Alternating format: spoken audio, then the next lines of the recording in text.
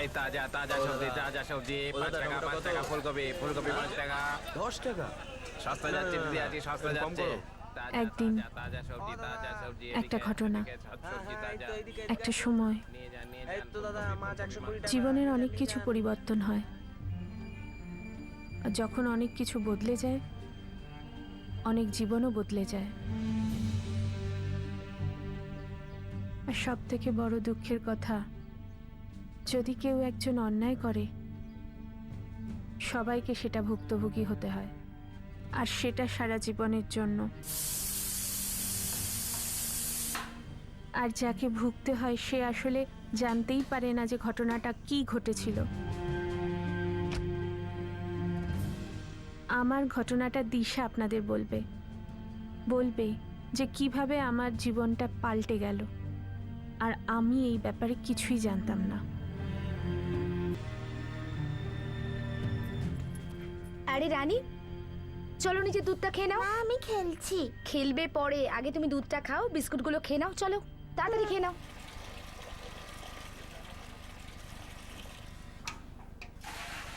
আরে মা, দাও আমি করে দিচ্ছি।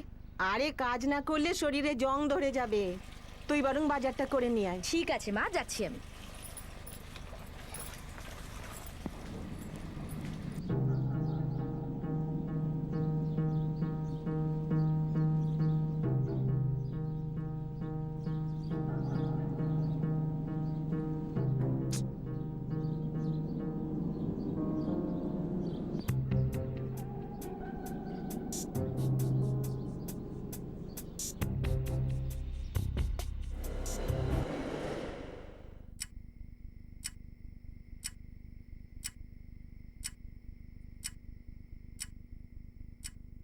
আপনি যে নাম্বারে ফোন করেছেন সেটা এখন বন্ধ আছে।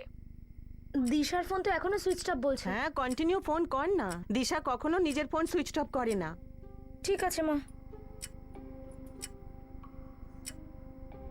দিশা যাচ্ছিলটা কোথায়? আর বেরোনোর সময় কিছু বলেনি?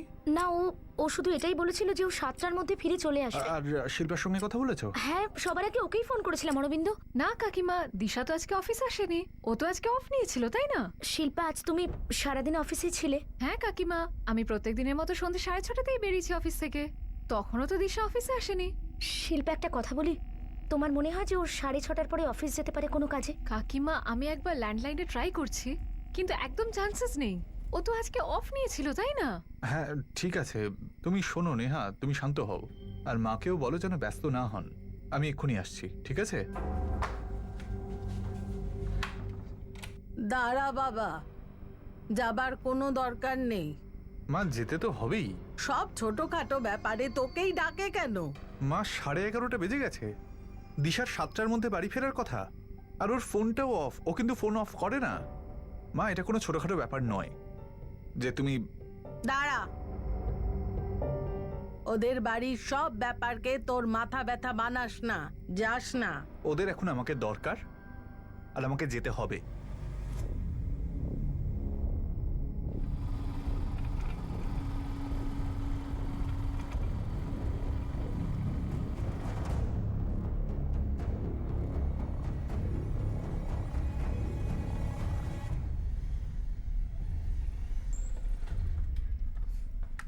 দিশার ফোন পেয়েছো? না, ওর ফোনটা তো এখনো বন্ধ বলছে। আর রানী? ভেতরে ঘুমোচ্ছে ও। মা, দিশা তো কিছু বলে গেছে যাওয়ার সময়। কিচ্ছু বলেনি ও, কিন্তু দিশা আজ ছুটি নিয়েছে।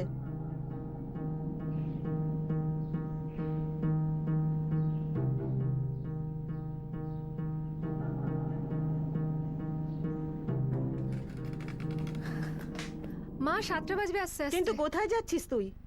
কিছু দরকার আছে। কিন্তু তুই তো আজ ছুটি নিয়েছিস না? আসছি। 7টার সময় আসবে বলেছিল, এখন তো 7:15, 7:30 বাজতে চললো। আর দিশা কখনো ফোন বন্ধ রাখে না। মা, পুলিশকে খবর দিই বরং।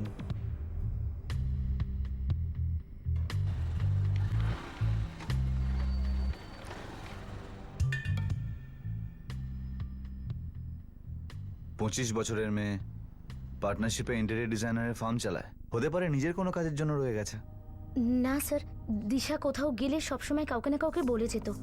আর যদি অফিসের কাজে যেত তাহলে তো ওর পার্টনার শিল্পা সেটা জানতো। কিন্তু ও তো বললো কিছু জানে না। স্যার দিশা টাইমের ব্যাপারে ভীষণ পাংচুয়াল। 7টায় ফিরবে যদি বলে তাহলে ও 7টাতেই ফিরবে, আর না হলে ফোন করে দেবে। আর দিশা তো এমনিতে নিজের ফোন অফও করে না।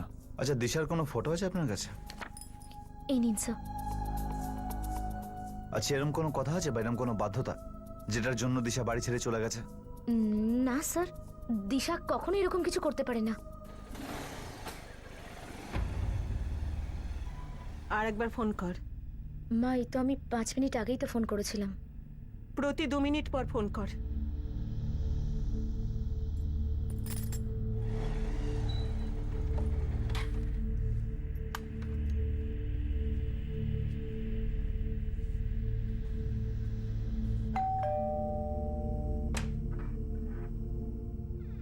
ঘুরে এলি? পুলিশে কমপ্লেন করতে হলো। পুলিশের ঝামেলায় তোর পড়া উচিত হয়নি অরবিন্দ, তাও আবার ওদের জন্য।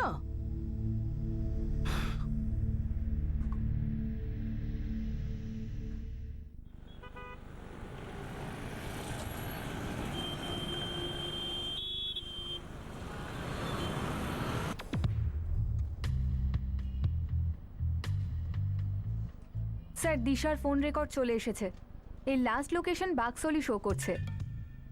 কাল সন্ধ্যেবেলা 6:45 নাগাদ ওর ফোন বন্ধ হয়ে গেছিল। তুমি যে এই নাম্বারটায় মার্কিং করেছো, এই নাম্বারটা কি দিশার কথা হয়েছিল 4টের সময়? ইয়েস স্যার, কাল সারা দিন দিশা শুধু এই নাম্বারেই কথা বলেছে। আমি চেষ্টা করেছিলাম কিন্তু বন্ধ বলছে। 444567 382। এই নাম্বারটা ডিটেলস বার করো। আমি ততক্ষণ দিশার বোন নেহার থেকে খোঁজ নিচ্ছি যে ওর কি দিশার সঙ্গে কোনো কন্ট্যাক্ট হয়েছে। না স্যার, এখনো পর্যন্ত তো আমি কিছুই ওর ব্যাপারে জানতে পারিনি। 444567 382। শুধু এই একটা নাম্বারের সঙ্গে দিশার ফোনে কথা হয়েছিল কালকে 4টের সময়। নেহা দেবী, আপনি কি এটা বলতে পারেন? কোনো আইডিয়া আছে আপনার নাম্বারটা কার হতে পারে? দিশাকে এই নাম্বারের যে ইউজার তার সঙ্গে দেখা করতে গিয়েছিল? না স্যার, আমি তো জানি না। স্যার, ও তো কিছু বলেই যায়নি আমাদের। আন্টি, এখন আমাদের শুধু একটাই সাইটে কাজ চলছে, আর যদি ও ওখানে ভিজিট করতে যেত তো আমাকে নিশ্চয়ই বলতো। কিন্তু ও কার সাথে দেখা করতে গিয়েছিল শিল্পা? আন্টি, আমি সত্যি জানি না।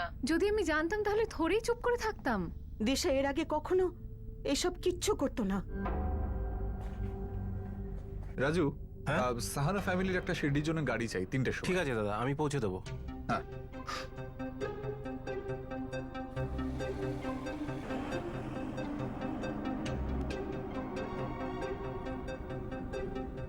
বাড়ি গিয়ে না মোবাইলটা এবার আমি লুকিয়ে রেখে দেবো, ঠিক আছে? যদি তুমি না রাখো আমি রেখে দেব। আমার লেসনগুলো তো কমপ্লিট করতে হবে। আচ্ছা, দুষ্টুমি খালি। দিশার ফোনটা তাহলে সুইচ অফ হয়েছিল 6:45 নাগাদ, আর ওই জায়গাটা আপনার বাড়ি থেকে 15 মিনিটের দূরত্বে। আমি ওর আগের লোকেশনটাও ম্যাপিং করে দেখলাম, মনে হচ্ছে ও বাড়ির দিকেই আসছিল। তাহলে ও মাঝ রাস্তা থেকে কোথায় চলে গেল? এখনো বাড়ি ফিরলো না কেন? হয়তো অন্য কোথাও গেছে। আচ্ছা, আপনারা কি বলতে পারবেন ও কোথায় যেতে পারে? আমি তো জানি না স্যার। স্যার, 5টা থেকে 6:30 পর্যন্ত দিশার ফোন লোকেশন ছিল বীরকুম হালকার গার্ডেন। তারপর এই গার্ডেন থেকে বাক্সলির দিকে লোকেশন মুভ হয় 6:45 মিনিটে। আর 6:45 মিনিটেই ওর ফোন সুইচ অফ হয়। স্যার, বীর কুম্বলকার গার্ডেন, ওখানে কি কারোর সঙ্গে দেখা করতে গিয়েছিল? ও তো বাড়িতে কাউকে কিছু বলেনি। আর লাস্ট ওর কথা তো মায়ের সাথেই হয়েছিল।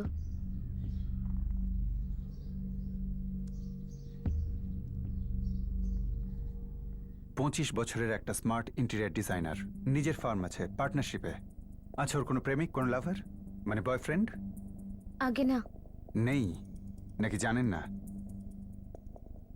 জানি না স্যার, দিশা কখনো আমাকে এই ব্যাপারে কিছু বলেনি। কিন্তু কাল দিশা কারোর সঙ্গে ফোনে কথা বলেছে এই নম্বরে 444567 382। আমরা খোঁজ নিচ্ছি এই নম্বরটা কার।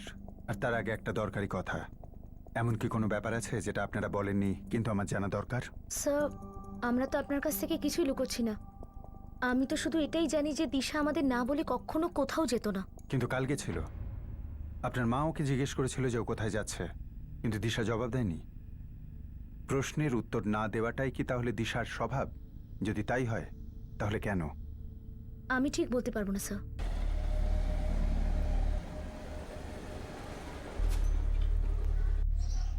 পুলিশের ওখানে কি বললো? যে নম্বরের সঙ্গে দিশার লাস্ট কথা হয়েছিল না, সেই নম্বরের মালিককে খুঁজছেন ওনারা। মা, আচ্ছা এটা কি হতে পারে যে দিশা ওর সঙ্গে? না। তবুও আমাদের কিন্তু পুলিশকে বলা উচিত। কাউকে কিচ্ছু বলার দরকার নেই। দিশা এরকম করতেই পারে না। হ্যাঁ মা। কাজকর্ম ছেড়ে আবার ওদের পিছনে গিয়ে পড়ে আছিস। মা এরা সমস্যায় পড়েছে আর আমাকে এখানে থাকতে হবে। তাতে তোর মার অসুবিধে হচ্ছে তা নিয়ে চিন্তা নেই তোর? মা এটা নিয়ে আমরা সন্ধ্যাবেলা কথা বলি, এখন আমি রাখছি ফোনটা।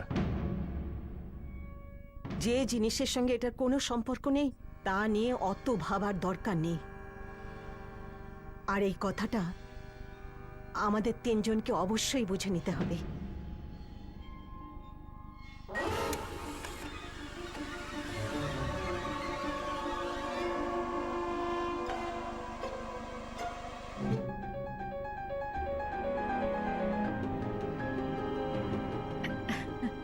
হাই। হ্যালো।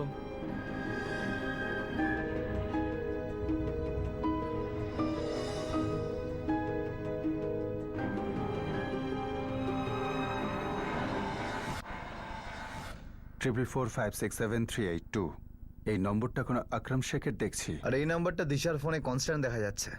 স্যার মনে হচ্ছে লাভ স্টোরিটা অনেক দিন ধরে চলছে, কালই হয়েছে এমনটা নয়। কিন্তু হতে পারে সেই লাভ স্টোরিতে কাল কোনো টুইস্ট ছিল, তৃতীয় কেউ, অথবা কোনো অন্য ব্যাপার।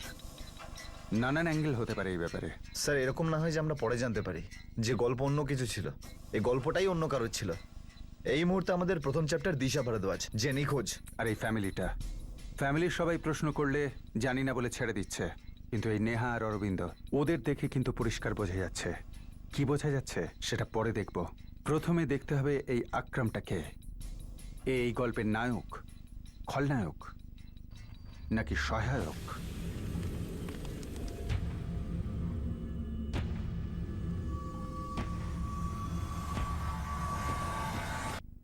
অফকোর্স ম্যাডাম, আমি চিনি। আকরাম তো আমাদেরই ইলেকট্রিশিয়ান। যেখানে যেখানে আমরা ইন্টেরিয়ার্সের কাজ করি, বলতে পারেন মোটামুটি সবকটা জায়গাতেই আকরাম আমাদের সাথে কাজ করে। খুব ভালো কাজ করে ও। আর দিশার নিখোঁজ হওয়ার ক্ষেত্রেও আকরামের হাত রয়েছে। মানে? দিশা আর আকরামের মধ্যে প্রেম চলছে, তাই না? ম্যাডাম আপনি এটা কি বলছেন? দিশা তো আমাকে এই ব্যাপারে একটা কথাও কিছু বলেনি। শিল্পা, এই দিশার ফ্যামিলিতে ওর রিলেশনশিপের বিরুদ্ধে কারা ছিল? যখন আমি এই সম্পর্কটার ব্যাপারে জানি না, তো বাড়িতে কে মেনে নিয়েছে কে মেনে নেয়নি সেটা কি করে জানবো?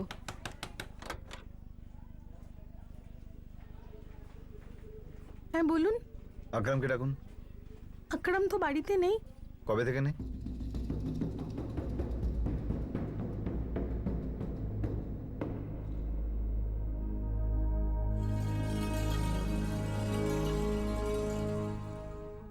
স্যার ও জামাতে গেছে, আজকে সকালেই গেছে।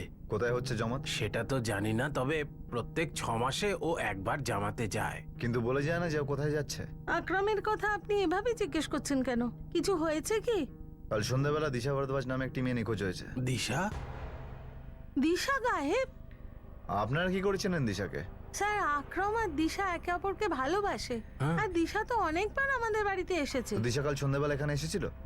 না, কাল তো আসেনি। তো আকরাম গেছিল ওর সঙ্গে দেখা করতে? সেটা হতেই পারে, ওরা দুজনে তো প্রায় রোজই দেখা করে। কিন্তু স্যার, দিশা এভাবে গায়েব হলো কি করে? একটু পরিষ্কার করে বলুন না। ব্যাপারটা তো এখনো পরিষ্কারই নয়, তারপর তো পরিষ্কার করে বলবো। আপাতত আমরা এটুকুই জানি। এর থেকে বেশি আর জানবেই বা কি করে, যখন যারা অনেক কিছু জানে বা পুরো ব্যাপারটাই জানে তারা কিছু বলছে না। আমি এই কারণে আপনাদের বলিনি যে আমার দিশা আর আক্রমের সঙ্গে আপনারা যা মনে করছেন সেরকম কিছুই নেই। প্রভাদেবী, আপনি এখনো সত্যি কথা বলছেন না। আকরাম আর দিশার অ্যাফেয়ার কিন্তু বেশ জোরদার লেভেলেই চলেছিল, অন্তত কাল বিকেল অবধি তো চলেই ছিল। প্রথমে আমরাও এই সম্পর্কের বিরোধী ছিলাম। আকরাম যেহেতু আমাদের একমাত্র ছেলে, তাই আমরা মেনে নিলাম যে দিশাকে আমাদের বাড়ির বউ করে নেব। এই সম্বন্ধটা নিয়ে আমাদের কোনো আপত্তি ছিল না, কিন্তু দিশার বাড়ির লোকদের ছিল। ওর মা ওকে হুমকি দিচ্ছে। ওদের রাগটা স্বাভাবিক বাবা, আর আমাদের ধর্মও তো আলাদা। রাগ তো আমাদেরও হয়েছিল যখন আমরা জানতে পারলাম তুই কোনো হিন্দু মেয়েকে ভালোবাসিস আর তাকে বিয়ে করতে চাস। হ্যাঁ হ্যাঁ, কর না তুই আক্রমের সঙ্গে বিয়ে, কিন্তু আমার মৃতদেহের ওপর দিয়ে তোকে এই বাড়ি ছেড়ে বেরিয়ে যেতে হবে। কিন্তু এই কথাও লিখে রাখ, তুই একদিনের জন্য সুখী হতে পারবি না, একদিনের জন্য নয়। মা, এই নাটকটা করা কি খুব জরুরি? আমি ওকে খুব ভালোবাসি আর ও আমাকে খুব ভালোবাসে। কিন্তু দিশা, জামাইবাবু প্লিজ, আমার জীবন, আমি বুঝবো। তোর জীবন মানে তোর জীবন আমার উপরে নির্ভর করছে, আর এর থেকে বেশি কিচ্ছু হতে পারে না। আর তোর জীবন করে এই বাড়ির সম্মান ধুলোয় লুটিয়ে দিবি? তোকে একটা কথা বলে দিচ্ছি দিশা, তুই যদি আকরামকে বিয়ে করিস না, তবে পরের দিনই আমি আত্মহত্যা করব বলে দিলাম। একটা কথা বলে দিচ্ছি দিশা, তুই যদি আকরামকে বিয়ে করিস না, তবে পরের দিনই আমি আত্মহত্যা করব বলে দিলাম।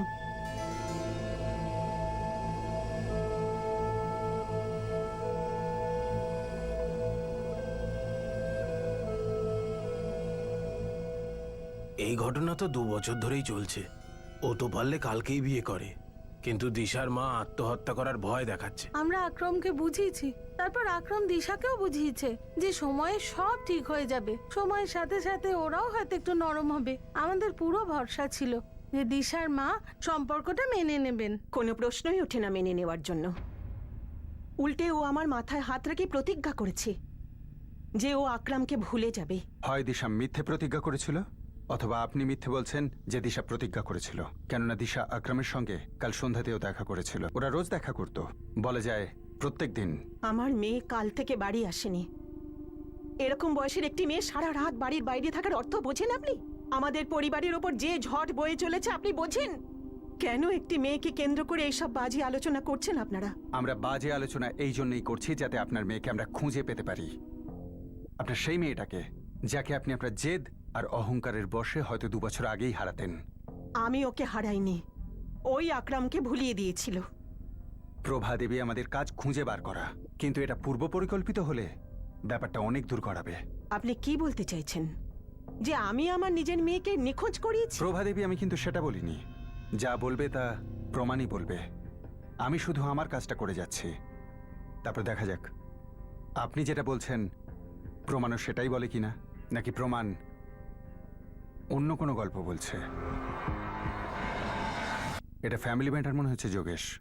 এই ফ্যামিলিটার ডিটেল বার করো। স্যার, দিশার মিসিং কমপ্লেন ওর নিজের দিদি নেহা আর ওর জামাইবাবু অরবিন্দ করেছিল। দিশার মা প্রভা দেবী কিন্তু নয়। স্যার আমার মনে হচ্ছে প্রভা দেবী যা বলতেন তাই হতো। ওর নিজের 2 মেয়ে ওর মায়ের ইচ্ছে অনুযায়ী চলতো। হয়তো ওর মা বলেছিল পুলিশ কমপ্লেন করার জন্য। কিন্তু সত্যি এই কমপ্লেনটা কি দিশাকে খুঁজে বার করার জন্যে, নাকি এর উদ্দেশ্য অন্য? যাই হোক, প্রথমে এই আকরামকে ট্র্যাক ডাউন করা যাক। হ্যাঁ, ভালো কথা। ওর ওই প্রোগ্রামটা ঠিক কতদিনের? ওর মা বাবা 3 দিন বলেছে স্যার, আজকে গেছে ও। কিন্তু স্যার তার আগেও আমরা অনেক কিছু ট্র্যাক ডাউন করতে পারি। তাহলে কাজে লেগে যাও। একটা 25 বছরের প্রফেশনাল মেয়ে হঠাৎ নিখোঁজ হয়ে গেল, হঠাৎই। আর কেউ জানে না কি করে এটা হলো। আমাদের কাছে একটা লাভ স্টোরি আছে যেটা 2 বছর আগে শুরু হয়েছিল। যদি ওরা দুজনে পালাতে চাইতো তাহলে 2 বছর আগেই পালাতো। ব্যাপারটা কি?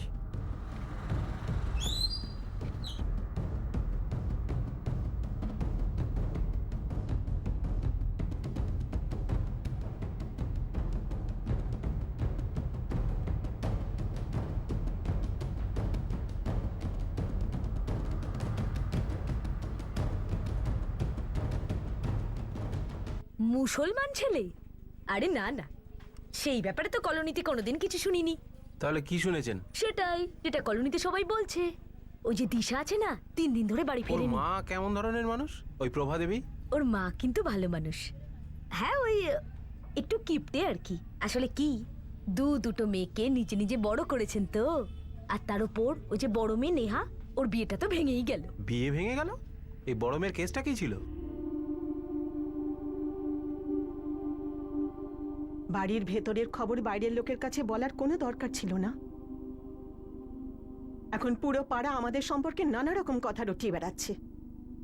মা, ওর ব্যাপারে না আমি বলেছি আর না অরবিন্দ বলেছে। ওটা তো পুলিশ দিশার নম্বর থেকে জানতে পেরেছে যে এখনো ওর সঙ্গে ছেলেটার যোগাযোগ আছে। সত্যি বলতে কি আমিও জানতাম না যে ওরা স্বামী স্ত্রী আলাদা কেন থাকে। আমি একবার নেহাকে জিজ্ঞেসও করেছিলাম। কি বলেছিল? কিছুই না, উল্টে আমার প্রশ্নটাকে ঘুরিয়ে দিয়েছিল। আর আমিও বেশি নাক গলাইনি এর মধ্যে। আচ্ছা, এই রানী যে মেয়েটা, ওদের দুজনের মেয়েই তো? হ্যাঁ, মানে সবার সামনে তো এটাই বলে ও, কিন্তু হতেও পারে আবার নাও হতে পারে। যতই তুই ওদের ব্যাপারে নাক গলাবি, ততই একের পর এক প্রশ্ন সামনে আসবে। মা, সেটা যদি হয়তো হোক। আর প্রশ্ন সেই ব্যাপারগুলো নিয়েই উঠছে যেগুলো নিয়ে ওঠাই উচিত। মা, প্রশ্ন উঠবে আর তার জবাবটাও দিতে হবে। তুই নিজেই নিজের পায়ে কুড়ুল মারছিস। আরে না মা, কিছু কিছু ব্যাপার না চাইলেও ঘটে যায়। এখন কেন হয় সেটা তো ভগবানই জানে, কিন্তু ঘটে তো।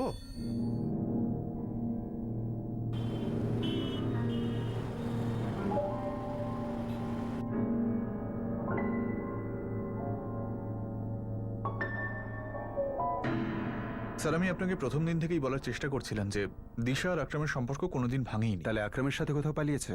স্যার, পালানোর থাকলে তো 2 বছর আগেই পালাতো। তাহলে অন্য কোনো ব্যাপার? জানি না স্যার। জানো না, তবু আকরামের ব্যাপারেই বলেছিলে। আর তারপর আমরা খোঁজ নিয়েছি, আর এখন আমরা জেনেছি আপনার আর নেহার বিয়ের ব্যাপারে। 1 মিনিট স্যার, 1 মিনিট। আপনি কি এটা জানতে চাইছেন যে নেহার রানী কেন নেহার মায়ের বাড়িতে থাকে আর আমি আমার মায়ের সঙ্গে? একদম, কেননা জায়গার তো কোনো প্রবলেম নেই। স্যার, কিন্তু এই দুটো ঘটনার মধ্যে কোনো কানেকশন নেই স্যার। আপনার সম্পর্ক নেহার সঙ্গে, নেহার সম্পর্ক দিশার সঙ্গে, বাকি কার সাথে কিসের সম্পর্ক সেটা আমার উপর ছেড়ে দিন। স্যার, আমার আর নেহার লাভ ম্যারেজ হয়েছিল 7 বছর আগে, আর আমার মা নেহাকে মেনে নিতে পারেননি।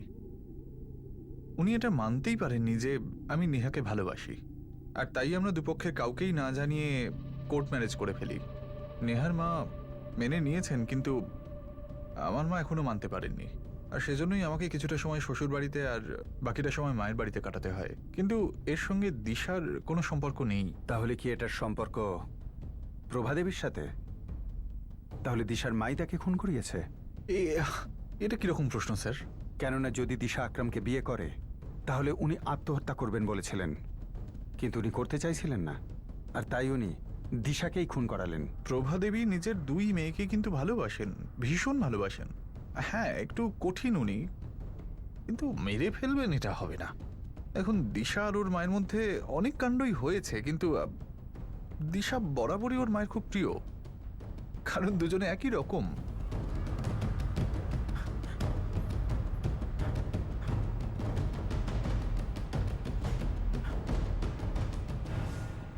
কেন রে কুসুম, আমার বাড়ির কথা নিয়ে এইভাবে কেন বলছিস? অন্য কোনো কাজ নেই তোর? আরে কাকিমা, আসলে আমি ওনাকে জিজ্ঞেস করছিলাম, আমি পুলিশের ইনফর্মার তো। তো গিয়ে বল না নিজের সাহেবকে যে যা কিছু জিজ্ঞাসা করার আমাকে এসে জিজ্ঞাসা করুক, অন্য লোককে জিজ্ঞাসা করে কোনো লাভ নেই। আর আমি মারবো দিশাকে? হ্যাঁ, এত নিচু কথাবার্তা বলে ওরা। আরে প্রভা দিদি, কিছু একটা গন্ডগোল হয়েছে। আমি তো তুই একদম চুপ কর। তোর খুব গল্প করার শখ, তাই না? কর গল্প, কিন্তু এটাও মনে রাখবি তোর মেয়েও বড় হচ্ছে। কিন্তু তোর মেয়ের সম্পর্কে আমি এসব কথা বলবো না, এসব চাইবো না। চল যা, তোর বাড়িতে এরকম মহাভারত কম নেই, নিজেরটা সামলা। হ্যাঁ বল ইনফরমার, এবার বল তোর কি ইনফরমেশন চাই? ও কিছু না। তো এবার থেকে এই পাড়ায় কি তোকে আর দেখতে পাবো না। চল যা এখান থেকে।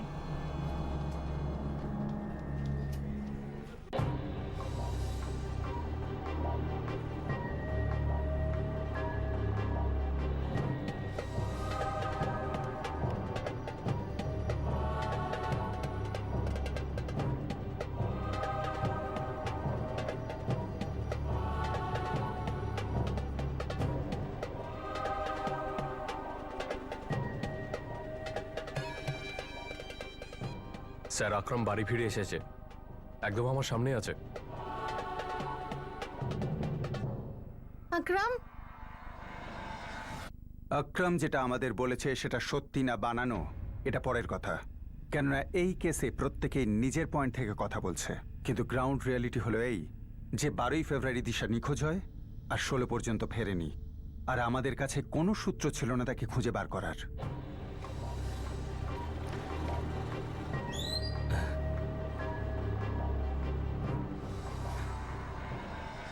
কি কথা বলছেন স্যার আপনি? আপনারা আমাকে কেন ধরতেন আর কি জন্য? যেখান থেকে তুমি পালাতে সেখান থেকে। আমি কেন পালাতে যাব স্যার? প্ল্যানিং এ তবে কি দিশার পালানোর কথা ছিল? কিসের প্ল্যানিং স্যার? এখানে আমার অবস্থা খারাপ হচ্ছে দিশার কথা শুনে। কিছু বলবেন তো, কি হয়েছে? 12 তারিখ 4টের সময় দিশার একটা লোকের সঙ্গে কথা হয়, আর তারপর 5টা থেকে সন্ধ্যে 6:30 অবধি দিশা ওই ছেলেটার সঙ্গে একটা গার্ডেনে ছিল। ও তো আমার সাথে ছিল, আমার সাথে দেখা করতে এসেছিল। কিন্তু তারপর থেকে ওর সঙ্গে আর কারোর দেখা হয়নি। 6:45 সময় ফোন সুইচ অফ হয়, আর এখন অবধি সুইচ অফ রয়েছে। পরের দিন সকালে 13ই ফেব্রুয়ারি তোর ফোন বন্ধ হয়ে গেল, আর তুই কারেক্ট টাইমে জামাতের জন্য চলে গেলি। আমার জামাতে যাওয়া তো 2 মাস আগের থেকে ঠিক ছিল। তোর আর দিশার অ্যাফেয়ারটাও তো 2 বছর ধরে চলছিল, প্ল্যানিংটাও তো ভালোই করেছিলিস। কোনো প্ল্যানিং ট্যানিং ছিল না ম্যাডাম। দিশাও এটা ভালো করে জানতো যে আমি 13 তারিখে জামাতের জন্য যাব, তাই আমরা 12 তারিখে দেখা করি। আর আমরা তো প্রায় রোজই দেখা করতাম, আর না হলে ফোনে কথা হতো।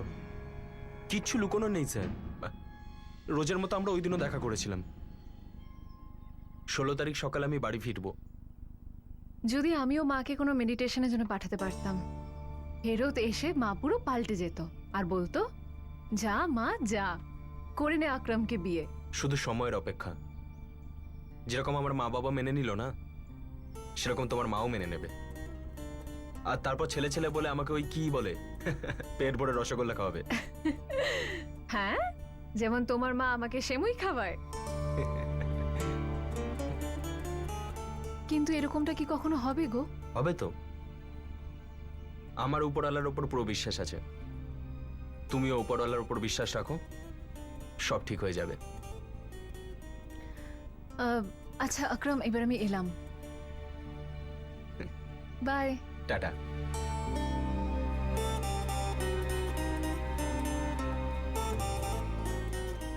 আরে মুস্তাক, কোথায় আছিস ভাই? তাড়াতাড়ি আয় না। আরে 8টার মধ্যে আমাকে পৌঁছাতে হবে ভাই, পার্টি হাতছাড়া হয়ে যাবে।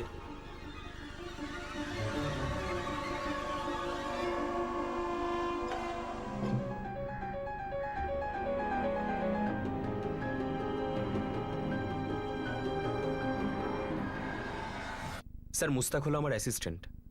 ও অনেক বছর ধরে আমার সাথে ইলেকট্রিকের কাজ করে। ওর 6:45টার সময় আমাকে নিতে আসার কথা ছিল, আর 7টার সময় এলো, তারপর আমি ওর সাথেই বেরিয়ে গেলাম। আরে বাহ, তুই তোর এই প্ল্যানে নিজের অ্যাসিস্ট্যান্টকেও সামিল করে নিলি। কিসের প্ল্যান ম্যাডাম? তোর অ্যাসিস্ট্যান্ট লেট হয়ে গেল আর তুই ওখানেই দাঁড়িয়ে রইলি, আর তোর গার্লফ্রেন্ড ওখান থেকে বেরিয়ে গেল, আর তুই বলছিস তোর গার্লফ্রেন্ড অন্য কারোর সাথে হেসে কথা বলছিল। এবার তুই বলবি তোর গার্লফ্রেন্ড যার সঙ্গে কথা বলছিল তুই তাকে দেখিসনি। মাইরি বলছি আমি ওকে দেখিনি স্যার, আমি তো মুস্তাকের সঙ্গে ফোনে কথা বলছিলাম। তোর গার্লফ্রেন্ড বাগানের বাইরে অন্য কারোর সাথে হেসে হেসে কথা বলছিল, তোর অদ্ভুত লাগলো না? তুই জানার চেষ্টা করলি না কে কোত্থেকে এলো? সন্দেহ হয়নি তোর? আমার আর দিশার মাঝখানে সন্দেহের কোনো জায়গাই ছিল না। এর কোনো বিশেষ কারণ? এটাকে ভালোবাসা বলে, আর এটাই কারণ। স্যার, দিশা আমার চোখের সামনে থেকে কখনো দূরে যেত না। সবসময় আমার এটাই মনে হতো যে ও আমার পাশে আছে। স্যার, ও আমার সবকিছু ছিল। এরকম ভালোবাসা ছিল আমাদের। এই যে তোর মজনুর মতো প্রেম না, এটাকে সামলে রাখ। এগুলো সব ফিল্মে চলে। স্যার, আমি যদি কোনো ভুল করে থাকতাম না স্যার, তাহলে আপনার কথা শুনে আমি ভয় পেতাম। স্যার, আমি জানি যে পুলিশের পাওয়ার কি, আমি বোকা নই। স্যার, দিশার নিখোঁজ হয়ে যাওয়ার পেছনে আমার কোনো হাত নেই। তাহলে বল, দিশা গার্ডেনের বাইরে কার সঙ্গে দেখা করেছিল? স্যার, আমি জানি না। মনে হয় ওর পাড়ারই চেনাশোনা কেউ হবে। স্যার, এটা তো আমি জানতাম না যে ও বাড়িতে যাওয়ার জন্য বেরোবে, কিন্তু বাড়িতে পৌঁছবে না। স্যার, আমি 3 দিন পর বাড়িতে এসেছি। প্লিজ খোঁজ লাগান যে দিশা কোথায়। একটা হিন্দু মুসলমান লাভ স্টোরি, তারপর মেয়েটার নিখোঁজ হওয়া, আর বাগানের বাইরে ওই তৃতীয় ব্যক্তি, অজ্ঞাত পরিচয়। স্যার, এটাই রেগুলার ফর্মুলা নয় তো, কি আকরাম অবভিয়াস সাসপেক্ট হবে আর ওকে ফাঁসিয়ে দাও, আর তৃতীয় ব্যক্তি বাজিমাত করবে। আর এই দিশা নিখোঁজ নয়, নিজের ইচ্ছেতে চলে গেছে। প্র্যাকটিক্যালি আমরা একটা ধন্দে ছিলাম, বুঝতে পারছিলাম না ঘটনা কোন দিকে ইঙ্গিত করছে। মানছি দিশা নিখোঁজ ছিল, কিন্তু দিশা কি নিজে নিখোঁজ হয়েছিল নাকি ওকে নিখোঁজ করা হয়েছিল? এই দুটো পসিবিলিটিস আমাদের সামনে ছিল। আর সবচাইতে ইম্পর্ট্যান্ট হলো, এই পুরো কাহিনীটা দিশারই কাহিনী ছিল নাকি অন্য কারোর কাহিনী? দিশা কি নিজে নিখোঁজ হয়েছিল নাকি ওকে নিখোঁজ করা হয়েছিল? এই দুটো পসিবিলিটিস আমাদের সামনে ছিল। আর সবচাইতে ইম্পর্ট্যান্ট হলো, এই পুরো কাহিনীটা দিশারই কাহিনী ছিল নাকি অন্য কারোর কাহিনী?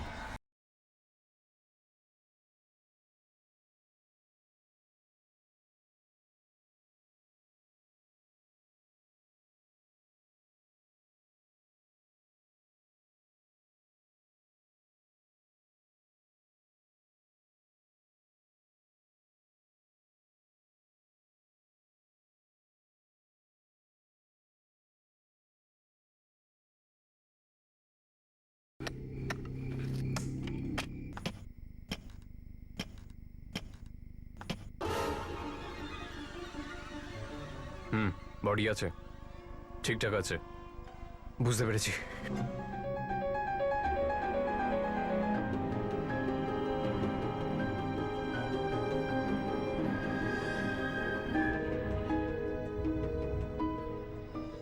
আকরাম এখন আমাদের সন্দেহের বাইরে নয়। এক সেকেন্ড ওর ওপর থেকে নজর সরাবে না।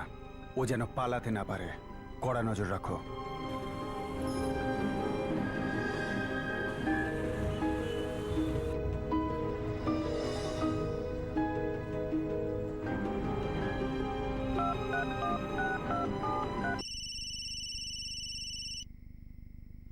হ্যালো?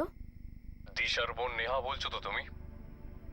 হ্যাঁ, আপনি কে? মন দিয়ে শোনো, দিশা খবর দিয়েছে আমি একদম ঠিক আছি, আমার চিন্তা করবে না। কি? আপনি কে বলছেন? আর দিশা কোথায়? ও ও নিজে কেন ফোন করছেন আমাকে? ও সবকিছু নিজেই বলে দেবে ফোন করে। ওর ফোনের অপেক্ষা করো। সেটা কবে? ও কোথায় আছে আমায় সেটা তো বলুন। সেটা আমি ঠিক জানি না, তোমাকে ওর ফোনের অপেক্ষা করতে হবে। কি? হ্যালো? হ্যালো? হ্যালো?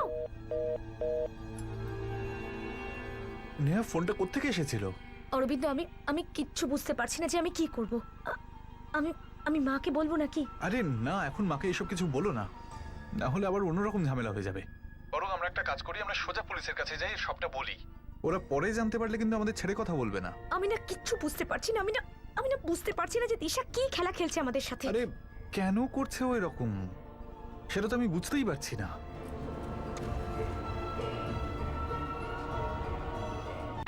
স্যার, সাতারার একটা পিসিও থেকে কল এসেছিল, বাক্সারি এলাকা থেকে। দিশার কোনো দ্বিতীয় নাম্বার? না স্যার। বা অন্য কোনো ছেলে? আরে স্যার, ও খালি একটাই ছেলেকে ভালোবেসেছিল, আর গত 2 বছর ধরে মায়ের সম্মতির জন্য অপেক্ষা করছিল। এখন হঠাৎ করে আরেকজন কোত্থেকে এসে যাবে? আর ওরা আকরামের রিলেশনটা সিরিয়াস ছিল। আমার মনে হয় না ওদের মধ্যে তৃতীয় কেউ আসতে পারে। কিন্তু এই তৃতীয় জন তো গার্ডেনে এসেছিল। স্যার আপনি কি বলছেন এসব?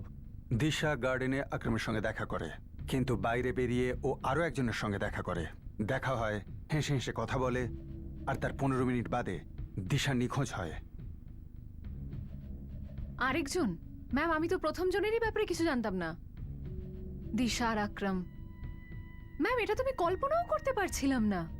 আমরা পার্টনার্স। দিশার অন্য কোনো নাম্বার আছে? ম্যাম, ও বয়ফ্রেন্ডের কথা লুকিয়েছে, তাও আবার আমাদের সাথে কাজ করে যে আকরামের কথা। তাহলে কোনো সিক্রেট নাম্বার কেন দেবে আমাকে? এইরকমটা নয় তো যে ও লুকিয়ে আকরামকে বিয়ে করে নিয়েছে আর ওরা দুজন কোথাও গিয়ে সংসার পেতেছে। কিন্তু মা, আকরাম তো এখানেই আছে না? তো অনেকে তো বিয়ের পরেও আলাদা আলাদা থাকে, আর বাচ্চা হওয়ার পরেও একসঙ্গে থাকে না। মা, আমরা যে ফোনটা পেয়েছিলাম জানি না কে করেছিল।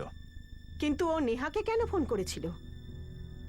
বল নেহা, ও তোকে কেন ফোন করেছিল? আমাকে কেন নয়? অরবিন্দকে কেন নয়? আমি জানি না মা, কেন ও আমাকে ফোন করেছিল। আমার দিকে দেখ নেহা, আর বল দিশা কোথায় লুকিয়ে আছে। রানী দিব্যিকে বলছি যে আমি জানি না। আমি জানি না মা যে ও কোথায়।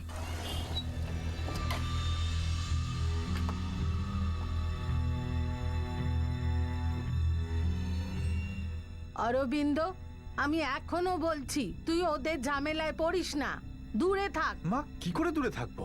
নেহা আমার স্ত্রী, ওকে এই বাড়িতে আনতে পারবো না তার মানে তো এই নয় যে আমি ওর সঙ্গে দেখাও করতে যাব না।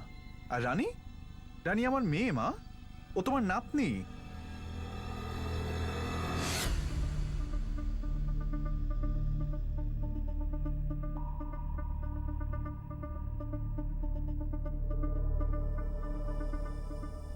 প্রভা দেবী, নেহা দেবী, অরবিন্দ, দিশার পার্টনার শিল্পা আর দিশার বয়ফ্রেন্ড আকরাম, এদের সবার ফোনে করে কিন্তু ব্ল্যাঙ্ক।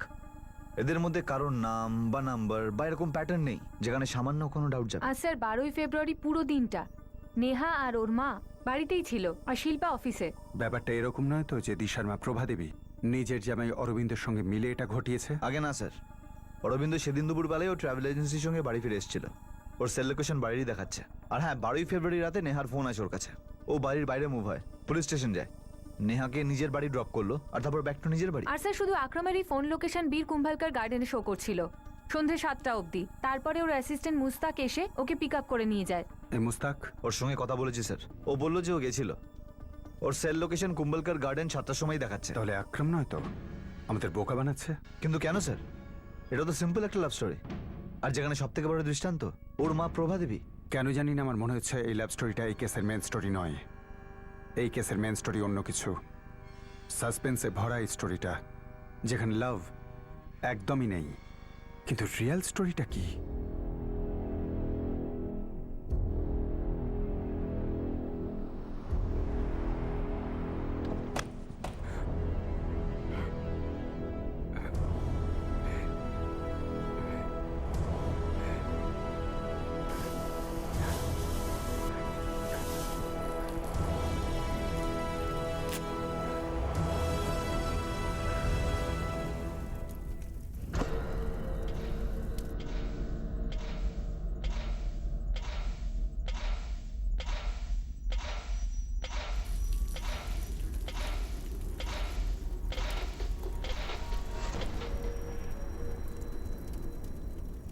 স্যার আমার নজর শুধু মুস্তাকের ওপরই ছিল।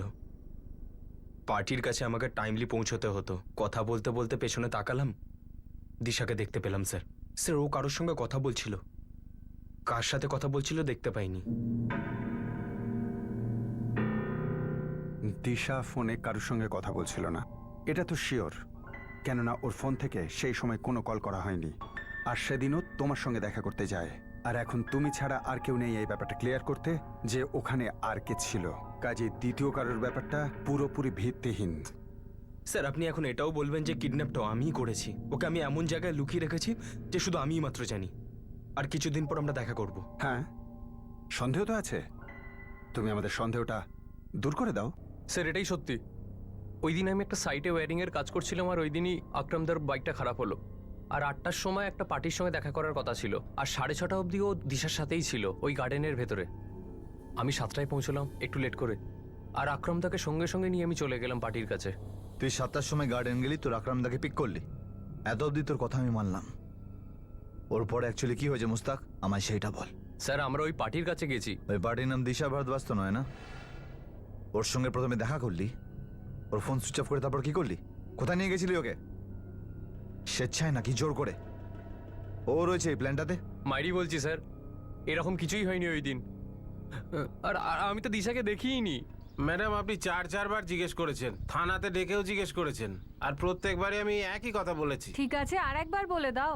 ম্যাডাম ওই ছেলেটা আর ওই মেয়েটা যাদের ছবি আপনি দেখালেন, ওরা আসতো এই গার্ডেনে, প্রায় দিনই আসতো দেখা করতে। কিন্তু 12 তারিখে সন্ধ্যেবেলায় কিছু অন্যরকম ঘটেছিল, অস্বাভাবিক কিছু, তেমন আমার চোখে পড়েনি। স্যার আপনি আমাকে যত মারতে চান না মেরে নিন, কিন্তু তার আগে আমি কিছু বলতে চাই।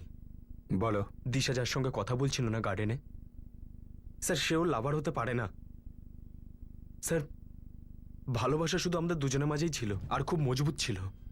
স্যার তার উপর আপনি কোনো ডাউট করবেন না স্যার।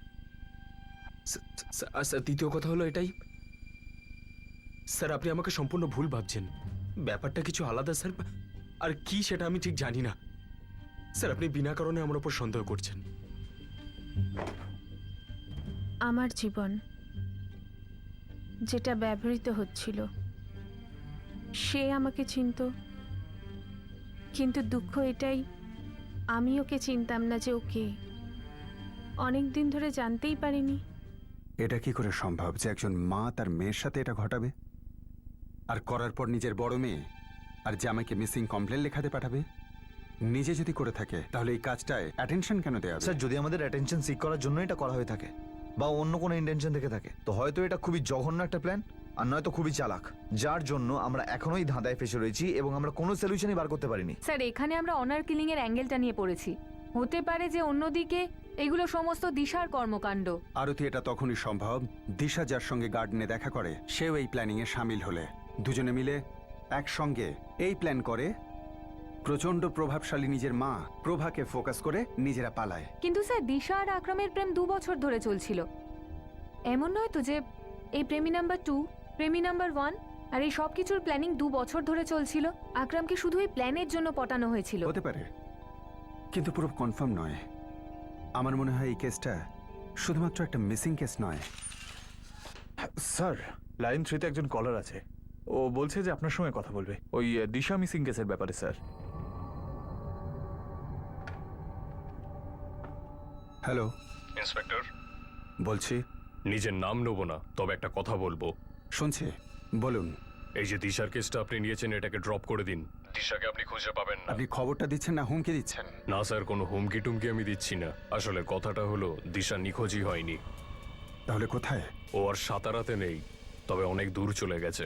ও এখন আর দিশা নামে নেই। আপনি কেসটা ড্রপ করে দিন। তুমি ব্যাপারটা আমার আরো ডিটেলে বলো, আমি কেসটা ড্রপ করব। ও মুম্বাইতে আছে। দিশা এই মুহূর্তে মুম্বাইতে? হ্যাঁ স্যার, এখানে নেই। সাতারাতেও আর নেই, ও অনেক দূরে আছে। খুঁজতে খুঁজতে আপনার রক্ত ঘাম হয়ে যাবে, কিন্তু ওকে খুঁজে আপনি পাবেন না। মেয়েটা কি তো আপনার হাতে আর আসবে না স্যার। কেসটাকে ড্রপ করে দিন, আপনার টাইম ওয়েস্ট হচ্ছে।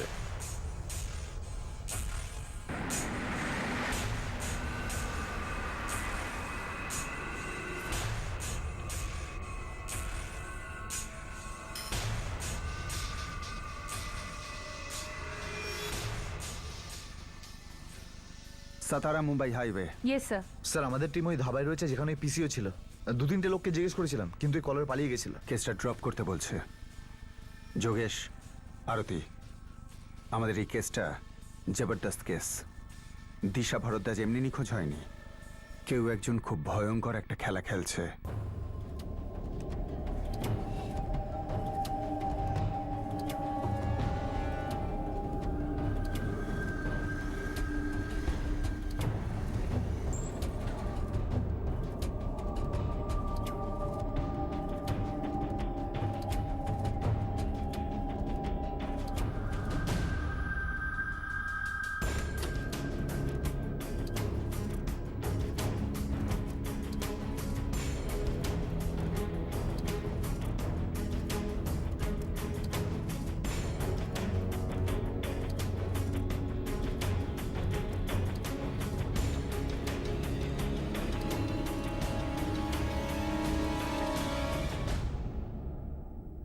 আমার ফ্ল্যাটটা খুব পছন্দ হয়েছে, বাকি ব্যাপারটা ডিসকাস করি। দিশা একজন উঠতি ইন্টেরিয়ার ডিজাইনার ছিল, সাকসেসফুল ছিল, আর ও এই সব কিছু ছেড়ে মুম্বাই চলে গেল বার ডান্সার হতে, আর তাও নিজের বয়ফ্রেন্ড আর ফ্যামিলিকে না জানিয়ে। তখনই নিশ্চয়ই এই অ্যাঙ্গেলটা অগ্রাহ্য করা হয়েছিল। স্যার আমি একটা টোটালি ডিফারেন্ট লাইন থেকে ভাবছিলাম। হতে পারে দিশা সত্যি কিডন্যাপ হয়েছে, এই জন্য নয় যে ও দিশা একজন তরুণী বলে। হতে পারে এটা একটা ট্রাফিকিং গ্যাংয়ের কাজ। যখনই কেসটা বাড়তে লাগলো তখন ওরা ওর ফ্যামিলি আর আমাদের বলতে লাগলো কেসটা ড্রপ করার জন্য। আর এই বার ডান্সার ব্যাপারটা পুরোটাই ভুয়ো। সম্ভাবনা অনেক কিছু, কিন্তু আসলে আসলে কি ছিল আসলটা তো তখনই জানতে পারতাম যদি দিশাকে আমরা পেতাম বা ওর মুভমেন্ট ট্রেস করতে পারতাম। দুটো মুভমেন্ট ছিল, একটা দিশার নিরুদ্দেশ হওয়া থেকে প্রেজেন্ট টাইম পর্যন্ত, আর একটা দিশার পুরো জীবনের জার্নি নিরুদ্দেশ হওয়া পর্যন্ত। এই দুটো জার্নি পরস্পর জুড়ে আছে। আর ফাইনালি দিশার একটা অতীত ছিল যেটা এই কেসটায় পথ দেখাবে। মুম্বাইতে আমাদের নেটওয়ার্ক অ্যাক্টিভেট করে দাও। প্রত্যেকটা ডান্স বারে চেক করো। যবে থেকে ডান্স বারের ওপর ব্যান উঠে গেছে পরিবেশটা আর আগের মতো নেই। খুব কম বাড়ি আছে যেখানে এখনো ডান্স হয়, সেই জন্য খুঁজতে অসুবিধা হবে না। খোঁজ তো নেওয়া যাক। এই দিশা বলে মেয়েটা নিজের ইচ্ছেতে নাচতো, নাকি কারো কথায় নাচতো, নাকি এই খবরটা আমাদের নাচানোর জন্য পাঠানো হয়েছে? For more updates, subscribe to our channel, click the show links and enjoy watching the videos.